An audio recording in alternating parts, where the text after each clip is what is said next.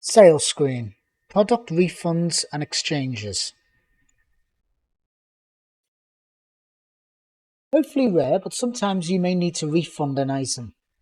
Now there's two different types of refunds. You can refund an item without a receipt or with a receipt. Okay, so let's do a first example as if they haven't got a receipt. All you've got to do is simply put the item in the cart by scanning the barcode, find item, or just use the buttons like I'm going to do now to put the item into the cart like this.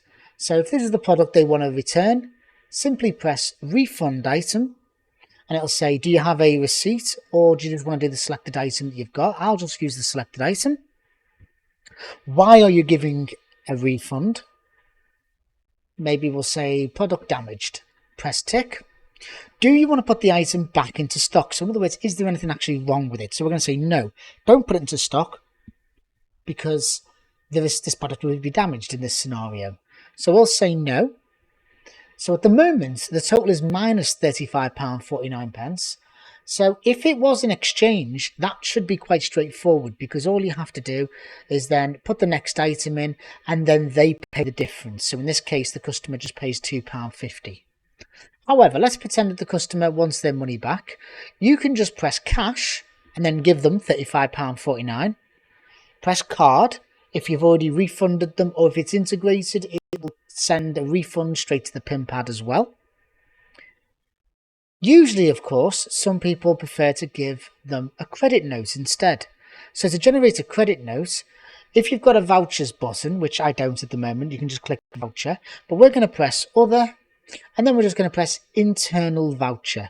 So maybe sometimes if it was the scenario where there's nothing wrong with the item, you can legally insist on a credit note depending on the country that you're in. So if we say internal voucher, this will create a credit note with that unique code on it. Okay, we can put an expiration date on there. So in this case, this is going to last for a year, but we can change that if we want to.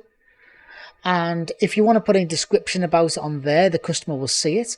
But if you put a description in here, the customer does not see it. So normally you would press tick and that would print to a printer, but I don't have one, so I'm just going to turn that off. Press tick. That creates a credit note, which then the customer could come back in later and use. Okay, so if they wanted to buy something, let's say it was this, we could then say other, internal voucher, scan that voucher code in, and the system will accept the code. I'm going to remove it for this scenario though, like that. If they do have a receipt, you can either just scan it with the barcode scanner at the bottom of the receipt, or click refund, refund a transaction, click tick. That's just gone on the wrong screen, there we go.